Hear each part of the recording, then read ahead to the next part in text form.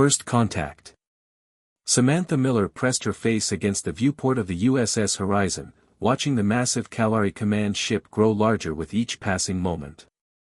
The alien vessel dwarfed their diplomatic craft, its dark hull covered in what looked like scales or natural armor plating that seemed to shift in the starlight. "Ready, Sam?" Captain Elena Diaz asked, her voice carrying the tension everyone felt. "As ready as I'll ever be," Sam replied, smoothing down her formal blue uniform. She still couldn't believe she was here. She wasn't military like the others, wasn't a seasoned diplomat like Ambassador Jones. She was just a botanist who happened to specialize in extreme environment adaptation. The Kalari Dominion had conquered 17 solar systems in the past decade. Earth was next in their path of expansion. No species had successfully negotiated with them, let alone fought them off. Standing 8 feet tall with dense muscle, natural armor plates along their spines and shoulders, and senses so acute they could smell fear itself, the Kalari were apex predators in every sense. "I still don't understand why they specifically requested a botanist," muttered Frank Harris, the military liaison. Sam had wondered the same thing. The official explanation was that the Kalari had shown interest in Earth's biodiversity, but nobody really believed that. More likely, they needed someone expendable, someone whose loss wouldn't cripple Earth's government if negotiations went wrong. "Ambassador Jones will handle the talking," Captain Diaz reminded the team as the airlock prepared to connect. "The rest of you speak only when directly addressed." The diplomatic team was small: Ambassador Peter Jones, Captain Diaz, Frank Harris, cultural specialists Alice Wright and Doug Patterson, and Sam herself. 6 humans against an empire that had conquered nearly a fifth of the known galaxy. The airlock hissed open with a sound like escaping steam. Sam's palms grew damp as the first Kalari came into view. The guard was massive, holding a staff weapon that hummed with barely contained energy. Its skin was mottled gray-green, with ridges of bone protruding from its forehead and jaw. Yellow eyes with vertical pupils regarded the humans without blinking, like a cat studying mice. 3 more guards appeared, and then the delegation. At their head walked a Kalari adorned with metal bands around its thick arms and a cape made from scaled hide draped over one shoulder. "War Commander Vexner," announced a mechanical voice from a translator device. "Speaker for the Kalari Dominion." Ambassador Jones stepped forward and bowed precisely as they had practiced. "Ambassador Peter Jones of Earth. We come seeking peaceful dialogue between our worlds." War Commander Vexner made a sound that the translator didn't catch, something between a click and a growl. He looked past Jones, his predatory eyes scanning each human slowly, measuring them. "Your species lacks armor," he said finally. "Your teeth are flat. Your muscles are soft. Yet you travel between stars. Curious." Sam tried not to flinch as those yellow eyes passed over her, feeling like prey being evaluated by a hunter. "We have many strengths," Jones replied carefully. "Not all are visible." Vexner made that clicking sound again. "We shall see. Follow." The humans were led through corridors designed to intimidate. The ceilings were uncomfortably high, the lighting dim and tinged with red. The air smelled of leather and metal. Occasionally they passed other Kalari who stopped to stare at the human procession with the same predatory interest. They entered a large chamber with a circular table surrounded by more Kalari, each wearing different emblems and armor styles that Sam guessed signified rank. One stood out, slightly smaller than Vexner but with more elaborate markings covering his face and arms. "Hunter Captain Krell," the translator announced. "Second to War Commander Vexner." Krell approached the humans, stopping uncomfortably close. Sam could see flecks of gold in his yellow eyes as he inhaled deeply through slitted nostrils. "These are the creatures that send signals into space?" he asked, his tone making it clear he found this hard to believe. "The ones who claim territory among the stars." "We inhabit 11 systems," corrected Ambassador Jones. "And we come as equals, seeking." "Not equals," interrupted Vexner sharply. "You are prey that learn to use tools. We are hunters from birth. These are not equal things. The room grew tense. Sam saw Frank's hand drift toward his hip where a weapon would normally be, though they had all come unarmed as required by Kalari custom.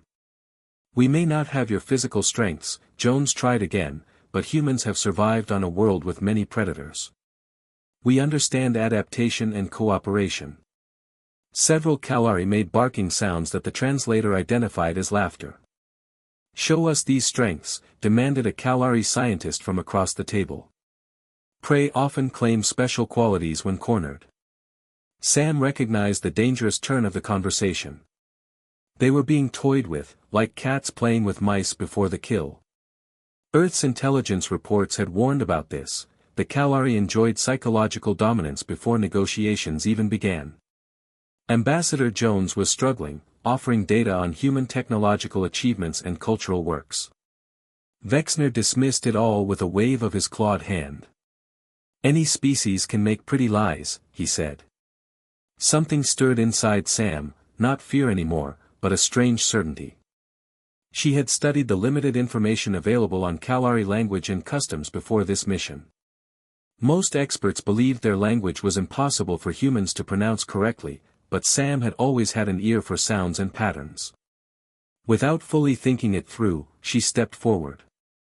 Sam, Captain Diaz whispered in warning, but Sam continued. She faced Vexner directly and spoke in the Kalari language. The sounds were harsh and clicking, requiring throat muscles used in ways human speech rarely demanded. She carefully pronounced the ancient greeting of respect between Kalari hunting parties meeting in neutral territory. The room went completely silent. Even the guards seemed frozen. Vexner stared at her, his vertical pupils widening slightly. He leaned forward, nostrils flaring. The other Kalari did the same, several exchanging glances with each other. How does Prey speak hunter words? Krell asked, moving closer to circle her once, sniffing the air around her. And why does she smell different? I studied your language, Sam answered in English, letting the translator work, just as I study plants that survive in environments where others die. Understanding how species adapt is my life's work. Vexner approached her now, towering over her 5'6" frame. Plants. You study plants while your world faces hunters. Plants that survive predators develop defenses, Sam replied, meeting his gaze steadily despite her racing heart. Some become poisonous, some grow thorns, some form partnerships with other species for mutual protection. Earth has 4 billion years of evolution teaching us that survival isn't just about being the strongest. Something strange happened then. Vexner exchanged a look with Krell that seemed to contain communication beyond words. Several Kalari began making soft clicking sounds to each other. This one, Vexner said finally, pointing at Sam, will join our meal tonight. The rest will be provided quarters. Ambassador Jones stepped forward. We would prefer to stay together as a delegation. Not a request, Vexner cut him off. Either she joins our meal alone, or all humans return to their ship and we end this talk. As her colleagues were led away, Sam remained standing before the Kalari leadership, wondering what she had gotten herself into. But something told her that the fate of Earth might depend on whatever strange interest these apex predators had taken in her. The meal. The dining hall of the Kalari command ship was dimly lit and uncomfortably warm. Sam sat at an enormous table carved from polished stone, surrounded by 12 Kalari warriors who watched her every move with predatory attention. The air was thick with spices she couldn't identify and the scent of cooked meat. War Commander Vexner sat at the head of the table, having removed his cape to reveal more of the natural armor plates that grew from his spine and shoulders. Hunter Captain Krell sat to his right, and Sam had been placed at his left, a position she suspected held significance in Kalari culture. You will eat our food, Vexner stated. It wasn't a question. Sam nodded. I would be honored. A Kalari servant approached with a large platter bearing a slab of red meat still steaming from the heat. Sam's stomach tightened, but she kept her expression calm as the meat was placed before her along with a curved blade. From the hunt today, Krell explained, watching her closely. Sam noticed the Kalari didn't use anything resembling forks or spoons. They speared their meat directly with their clawed hands. She picked up the blade, cut a small piece, and placed it in her mouth. The taste was strong and gamey but not unpleasant. She chewed carefully, aware of the complete silence around her. "Good," she said after swallowing. "Thank you." Something like approval rippled through the gathered warriors.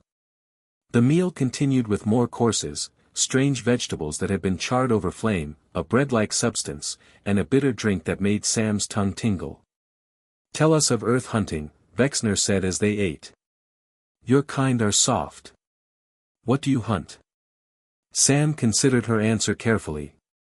"Long ago, humans hunted large animals with simple tools. We used our minds to outsmart prey faster and stronger than us. Now most humans don't hunt for food, machines do that work."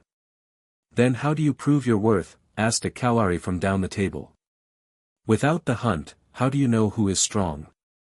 "We find other ways to test ourselves," Sam replied. "Some climb mountains, some explore dangerous places underground or beneath the ocean. Some hunt knowledge instead of prey."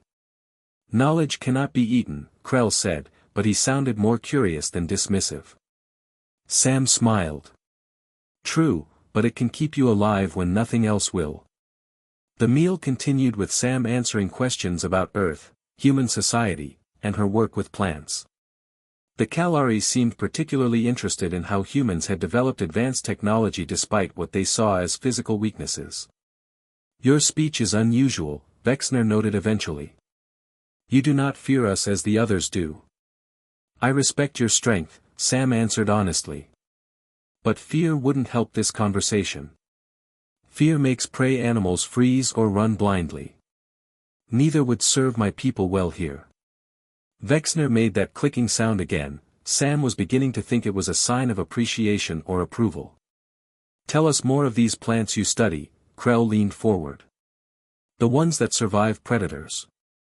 Sam's eyes lit up. This was her passion. "On Earth, we have a vine called kudzu that can survive almost anything. Cut it down, it grows back stronger.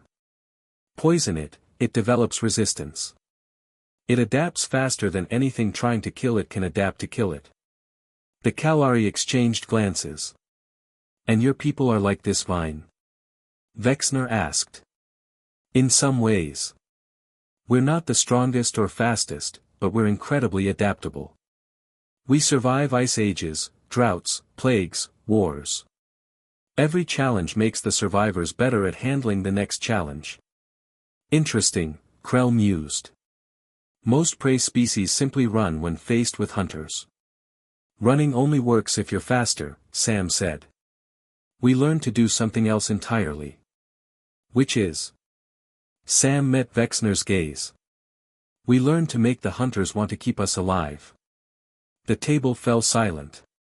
Several Kalari made soft clicking sounds to each other. "Explain," Vexner commanded. "Some of our early ancestors didn't run from the large predators on our world. Instead, they made themselves useful. They learned to track prey for the hunters, to provide healing plants, to offer services that made them more valuable alive than dead. Over time, those predators became our partners instead of our enemies." "You speak of the creatures you call dogs," Krell said, surprising Sam with his knowledge. "Among others, yes. We turned wolves into partners. We turned wild plants into crops. We don't conquer our environment, we learn to work with it." Vexner was quiet for a long moment.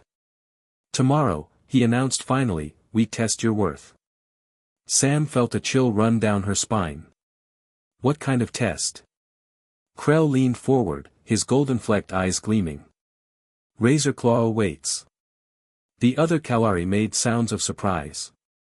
Some clicked their claws against the table in what seemed like excitement mixed with concern. "What is Razerclaw?" Sam asked, though she had a feeling she wouldn't like the answer. "A training world," Vexner explained. "Where young Kalari learn to hunt, or die. 3 days. If you survive, we talk peace with your kind. If not, He spread his clawed hands in a gesture that needed no translation. Sam's mouth went dry. And if I refuse? Then your ship leaves our space, Krell said simply, and our fleet continues its path to your world. The meal ended shortly after. A guard escorted Sam back to the quarters where the human delegation waited. As soon as she entered, they surrounded her with urgent questions. What happened? Ambassador Jones demanded. Are you hurt? Did they threaten Earth directly? Sam held up her hands. I'm fine. They fed me, asked questions about humans, and... She explained about Razerclaw and the challenge. The room erupted in protest. Absolutely not, Frank said. It's a death sentence. They can't expect us to agree to this. It's barbaric, Ambassador Jones sputtered. Sam sat down heavily. They don't think much of humans physically. They see us as prey that learn to use tools. So we're supposed to prove them wrong by sending you to die on their death world? Alice asked, her voice rising. I'll do it, Sam said quietly. The room went silent. Sam, no, Captain Diaz said. As mission commander, I cannot allow it. There's something happening here that we don't fully understand, Sam insisted. The way they were looking at me, smelling the air around me. They're interested in humans for some reason, and I think I'm starting to understand why. She looked around at her colleagues' worried faces. This isn't just about proving human strength. It's about showing them we're not just another species to be conquered. We're something they've never encountered before, prey that thinks like predators. That's a hell of a gamble, Frank muttered. Everything we do here is a gamble, Sam replied. But I'd rather take this chance than watch Earth burn because we were too afraid to try. As the others debated through the night, Sam stared out the small porthole at the stars, preparing herself mentally for whatever Razerclaw might bring. She thought of kudzu vines and wolves becoming dogs, of all the impossible adaptations that had brought humanity this far. Tomorrow, she would find out if those lessons were enough to save her world. Razerclaw. The transport shuttle descended through Razerclaw's thick atmosphere, revealing a world that looked like it had been designed by nightmares. Jagged mountains thrust up from valleys filled with twisted vegetation, while strange creatures moved in the shadows between gnarled trees. The air itself shimmered with heat, and Sam could see things flying in the distance that were definitely not birds. This is where Kalari younglings prove themselves, Krell explained as they descended. He sat across from Sam in the shuttle, studying her with those golden-flecked eyes. Most do not survive their first hunt. Sam tried to keep her voice steady. What exactly am I supposed to hunt? Survival is the only hunt that matters here, Vexner replied from the pilot's seat. 3 days. If you live, you have proven human worth. If you die. He made that clicking sound that Sam now recognized as their equivalent of a shrug. The shuttle landed in a clearing surrounded by vegetation that looked more like animated coral than trees. The moment the doors opened, Sam was hit by a wall of humid heat and a symphony of alien sounds, howls, clicks, rustling movements, and something that sounded disturbingly like laughter. Krell handed her a pack. Water purifiers, basic medical supplies, emergency beacon. The beacon only works if you are dying, using it means failure. No weapons? Sam asked. Kalari younglings hunt with claws and teeth, Vexner said. You will use what your species was born with. Sam shouldered the pack, looking out at the hostile landscape. In the distance, something roared, a sound that seemed to shake the very air. Any advice? Krell tilted his head, an oddly thoughtful gesture. Trust your senses. Trust your instincts. Most prey animals have both. The question is whether humans remember how to use them. The shuttle lifted off, leaving Sam alone in an alien wilderness that was actively trying to kill everything in it. She took a deep breath, tasting the metallic tang of the air, and began to walk. The first day was about learning the rules. Sam quickly discovered that the bright purple fruits hanging from vine-like plants were not food, they exploded in acidic bursts when touched, probably to discourage herbivores. The water in the streams looked clean but smelled wrong, like copper and ozone. She used her purifiers carefully, knowing she only had enough for a few days. By evening, she had found shelter in a cave that showed signs of previous use, scratches on the walls that might have been made by Kalari claws. She made a small fire using techniques learned from camping trips back on Earth, and settled in to wait out the night. That's when the real test began. The sound started after full dark, something large moving through the forest, accompanied by a hunting call that made Sam's blood run cold. She pressed herself deeper into the cave, controlling her breathing and trying to make herself as small as possible. A shadow passed by the cave entrance. Then another. Whatever was out there was hunting in a pack. Sam remembered her conversation with the Kalari about fear and scent. She focused on calming her racing heart, using meditation techniques she'd learned years ago. Fear was information, not panic. These creatures were hunters, but they were also adapted to this world. That meant they had patterns, weaknesses, things they avoided. The pack moved on, but Sam didn't sleep. She spent the night listening, learning the rhythm of Razerclaw's predators. By dawn, she had identified at least 5 different species by their calls and movement patterns.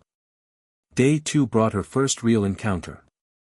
She was following what looked like a game trail when she heard something crashing through the undergrowth behind her.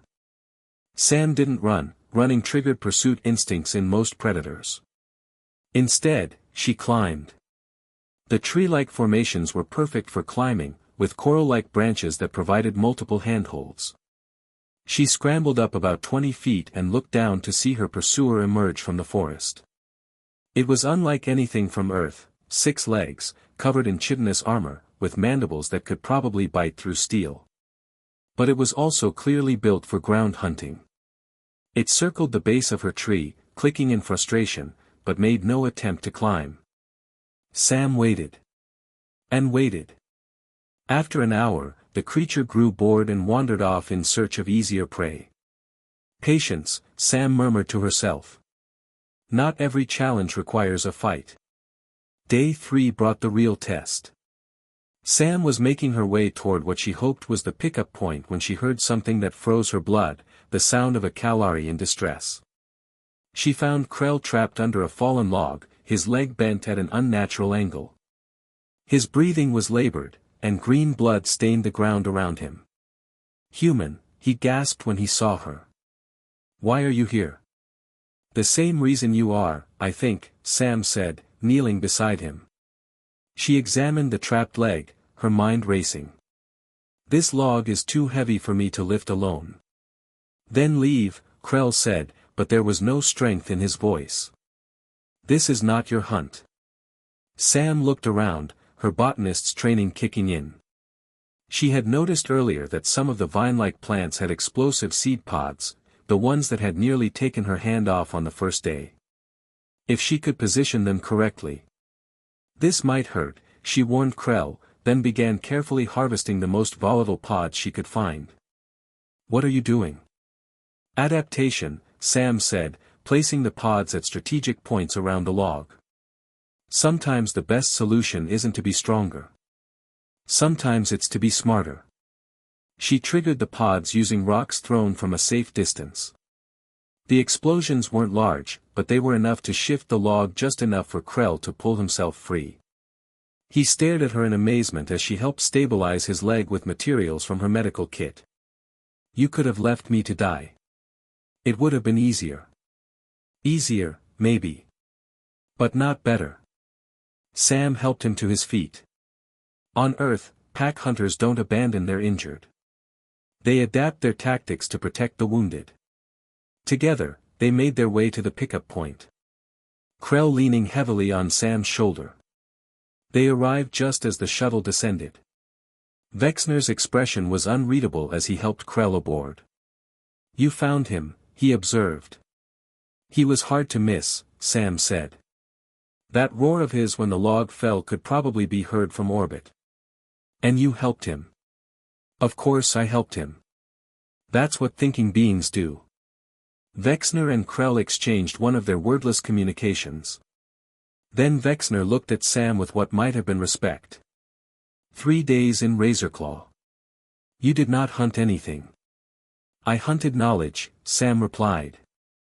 I learned how this world works, how its predators think, how to avoid conflicts I couldn't win and solve problems I couldn't fight. And I learned that even apex predators sometimes need help. Krell made a sound that the translator identified as laughter. She thinks like a hunter, but acts like prey that refuses to die. An interesting combination, Vexner mused. Perhaps there is more to your species than we believed. As the shuttle lifted off from Razerclaw, Sam looked down at the hostile world that had nearly killed her. She had survived not by being stronger or faster, but by being adaptable. By thinking differently. The test is over, Vexner announced. Now we see if your people are truly worth talking to. Sam nodded, exhaustion finally hitting her. She had passed their test, but she suspected the real challenge was just beginning. The Kalari were predators, but they were also intelligent. And intelligence, she was beginning to understand, was something they valued highly. Perhaps there was hope for both their species after all. Revelation. The medical bay of the Kalari command ship was eerily quiet as Sam sat beside Krell's treatment pod. The hunter captain's leg was healing with the aid of Kalari medical technology, but he had insisted she stay while the automated systems worked. Your species confuses us, Krell said, his voice thoughtful. When we first learned of humans, we expected another conquest. Weak prey animals who had stumbled upon star travel. Sam shifted in her chair. What changed your mind? The signals your people broadcast into space. Not distress calls or territorial warnings, but stories. Music. Mathematics for the joy of mathematics. Art that serves no survival purpose. Krell's eyes fixed on hers. Prey species do not waste energy on beauty. Maybe we're not really prey, Sam suggested. No. You are definitely prey. But you are prey that thinks beyond survival. Krell paused as the medical pod hummed around his leg. It disturbs the war commanders.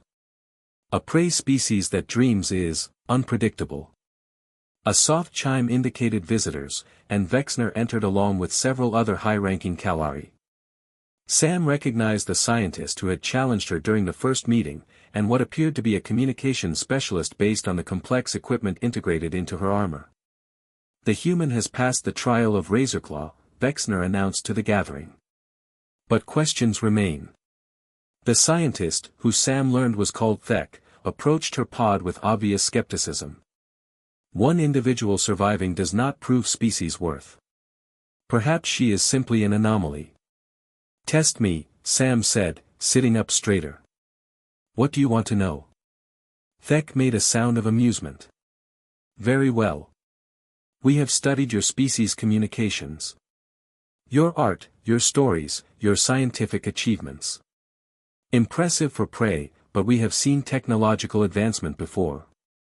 What we do not understand is why you continue to broadcast these things into space, knowing it reveals your location to potential predators. Sam considered the question carefully. Because the risk of staying hidden and alone is greater than the risk of reaching out. Explain. A species that isolates itself eventually stagnates and dies. By broadcasting our culture, our knowledge, our very existence, we invite contact with other thinking beings. Yes, that contact might be hostile, but it might also be this. She gestured around the room. A chance to learn from each other. Even knowing that contact might mean conquest or death. Even then. Sam leaned forward. Because the alternative, staying small and hidden and alone, isn't really living at all. The communications specialist, Vorth, made rapid clicking sounds. She speaks of the great silence, she translated for the others. What's the great silence? Sam asked. Vexner exchanged glances with his officers. Something we have encountered 17 times before. Species that grow powerful enough for star travel, then, stop. They turn inward, become defensive, try to hide from the galaxy. Within a few centuries, they stagnate and collapse. And you conquer them during that collapse? We absorb what remains of their technology and knowledge, Krell corrected. But by then, there is little left worth absorbing. The Great Silence takes more civilizations than the Kalari Dominion ever has. Thek leaned closer to Sam. Your species broadcasts continuously, even now, even knowing we could use those signals to locate your remaining colonies. Why? Sam smiled. Because we're still learning. Every signal we receive teaches us something new about the universe. Every response tells us we're not alone. The knowledge we gain is worth the risk. And if that knowledge leads to your destruction, then at least we'll die having lived fully, rather than having hidden in fear. The room fell silent except for the humming of medical equipment. The Kalari exchanged those wordless communications again, their body language suggesting intense discussion. Finally, Vexner spoke. We have a confession to make, human. We did not come to your space to conquer Earth. Sam blinked in surprise. What? We came because your signals intrigue us. Your species does something we have never encountered, you actively seek contact with potential predators. You show no great silence. After 17 conquests of dying civilizations, we found one that was still alive. Krell shifted in his pod, the medical equipment adjusting automatically. The Kalari Dominion faces its own form of the Great Silence. We have become so efficient at hunting that we no longer have worthy prey. Our culture, our growth, our very identity as hunters becomes meaningless when there is nothing left to hunt but corpses. You're stagnating too, Sam realized. Yes. We hoped your species might provide a challenge, a reason to continue growing. Instead, we found something else entirely. Which is? Vorth, the communications specialist, answered. A species that thinks like hunters but acts like gardeners. You do not seek to dominate your environment, you seek to cultivate it. To make it more than it was. Thek added, your art, your science, your very decision to broadcast into dangerous space, all of it serves to enrich the galaxy rather than conquer it. This is entirely foreign to us. Sam felt pieces clicking together in her mind. That's why you wanted a botanist. Plants don't conquer environments, they adapt to them, improve them, create symbiotic relationships. Precisely, Vexner said. We wanted to understand how a species could be so successful while still thinking like gardeners rather than hunters. And your conclusion? Krell made that clicking sound of approval. That perhaps the galaxy needs gardeners as much as it needs hunters. A symbiotic relationship, as you called it. Sam leaned back in her chair, the full implications hitting her. You're proposing an alliance. Not conquest, not subjugation, but partnership. The Kalari excel at protection and expansion, Vexner explained. But we struggle with creation and cultivation. Your species excels at building, growing, nurturing, but struggles with defense against hostile forces. Together, Vorth added, both species could thrive in ways neither could alone. Like wolves and humans, Sam murmured, remembering her earlier conversation. Explain, Thek demanded. Thousands of years ago on Earth, wolves and early humans formed partnerships. Humans provided food and shelter, wolves provided protection and hunting assistance. Both species benefited, and both grew stronger. The Kalari in the room exchanged meaningful looks. This partnership, Vexner said carefully, would require trust between species that think very differently. Trust has to be earned, Sam replied. But this conversation is a good start. Indeed. Krell's pod chimed as his treatment completed. Perhaps it is time for you to address our full council. There are many among us who still believe humans are simply clever prey. Sam stood as Krell emerged from his pod, testing his newly healed leg. And there are many humans who will see Kalari as nothing but terrifying predators. Changing those perceptions won't be easy. Nothing worthwhile ever is, Vexner observed. But if your species can survive Razerclaw through adaptation rather than strength, perhaps they can survive alliance building as well. As they prepared to leave the medical bay, Sam realized that her real test hadn't been surviving 3 days on a hostile world. It had been demonstrating that humanity was capable of thinking beyond simple survival, of seeing potential partnerships where others saw only threats. The hardest part was still ahead, convincing two entirely different species that their futures lay not in conquest or hiding, but in growing together towards something neither could achieve alone. Alliance. The Great Council chamber of the Kalari command ship was the largest space Sam had seen on the vessel. Hundreds of Kalari warriors, scientists, and leaders filled tiered seating that rose up into shadows. At the center stood a circular platform where Sam now found herself, facing the collective leadership of an empire that had conquered 17 star systems. War Commander Vexner stood at the highest tier, his voice carrying clearly through the chamber's acoustics. The human has survived Razerclaw. She has demonstrated that her species possesses qualities we had not anticipated. The question before this council is whether those qualities make them worthy allies or simply more interesting prey. A rumble of voices filled the chamber, some approving clicks, others skeptical growls. Hunter Captain Krell stepped forward, his recently healed leg showing no sign of weakness. I speak for alliance.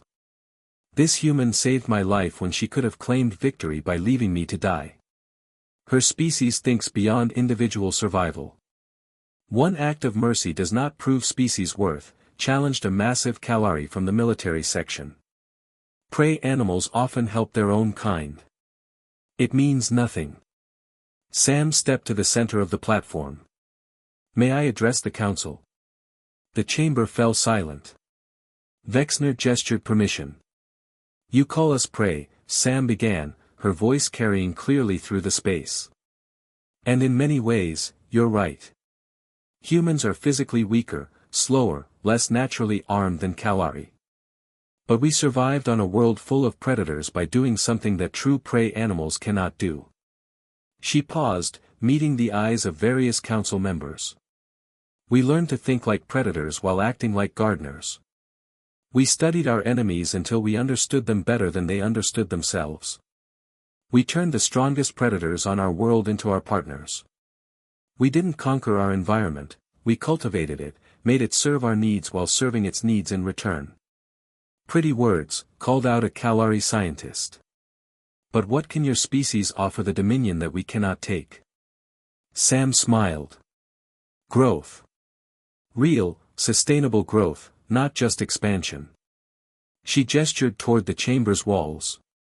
You've conquered 17 systems, absorbed their technology, claimed their resources. But what have you created? What have you built that didn't exist before? The chamber stirred uneasily. We've studied your history through your own records, Sam continued. The Kalari Dominion is incredibly efficient at taking what exists and making it their own. But you struggle to create new knowledge, new art, new ways of thinking. You've become so good at hunting that you're running out of things worth hunting. Vexner leaned forward. Continue. Humans don't just adapt to environments, we improve them.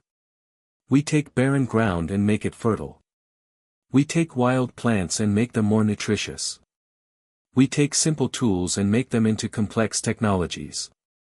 We don't just survive in hostile conditions, we make those conditions less hostile for everyone. And you propose to do this for us? Asked Vex skeptically. With you, Sam corrected. The Kalari excel at protection, expansion, and resource acquisition. Humans excel at innovation, cultivation, and cultural development. Separately, both our species face stagnation. Together, we could create something neither could achieve alone. A communications officer stood up.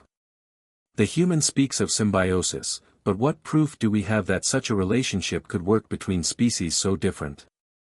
Sam had hoped for this question. Because we've done it before. Not just with other species on our world, but with other human cultures that were once enemies. Throughout our history, our greatest advances have come from combining different ways of thinking. She looked around the chamber. You're apex predators who have mastered the art of conquest. We're persistent cultivators who have mastered the art of growth. Your strength protects what we build. Our innovation gives you new challenges, new frontiers to explore. Specific examples, demanded the military leader who had challenged her earlier. Your ships are incredibly powerful but essentially unchanged for centuries. Human innovation could make them faster, more efficient, capable of reaching previously unexplored regions of the galaxy. Our terraforming techniques could make hostile worlds livable, giving you new territories to develop rather than just conquer. Sam paused, then played her strongest card. And in return, Kalari protection would allow human explorers and scientists to study dangerous phenomena throughout the galaxy. Places too hazardous for us alone, but trivial risks for Kalari warriors.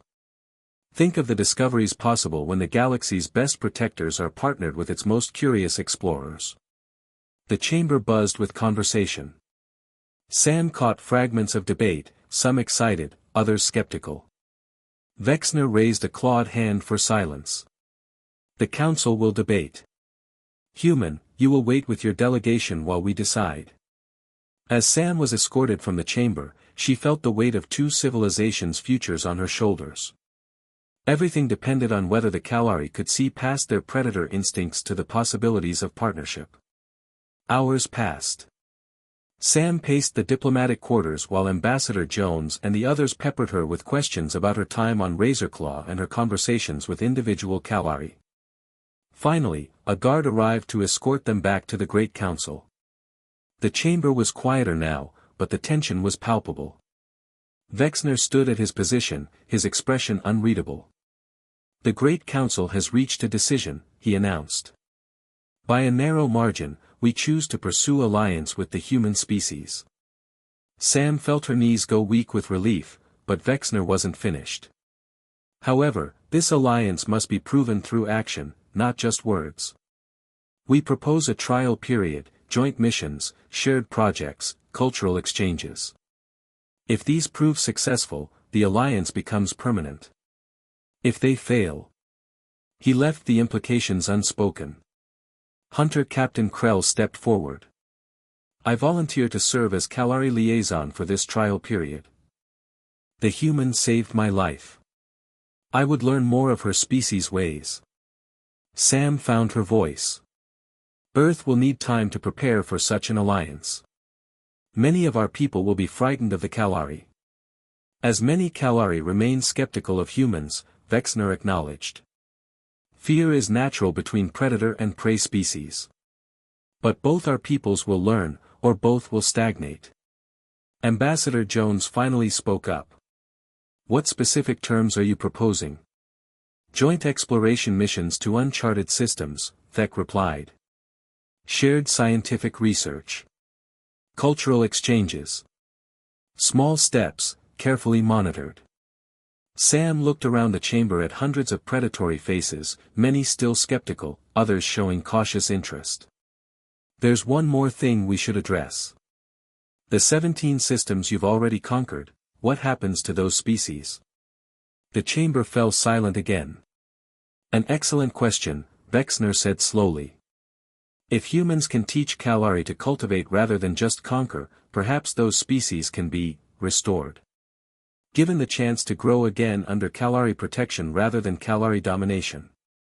It was more than Sam had dared hope for. Not just an alliance between humans and Kalari, but the possibility of redemption for entire civilizations. As the formal negotiations began, Sam thought about the journey that had brought her here. She'd come as humanity's most expendable representative and somehow become the architect of an alliance that could reshape the galaxy. 6 months later, the first joint human Kalari exploration vessel, the HMS Symbiosis, departed for the galactic rim.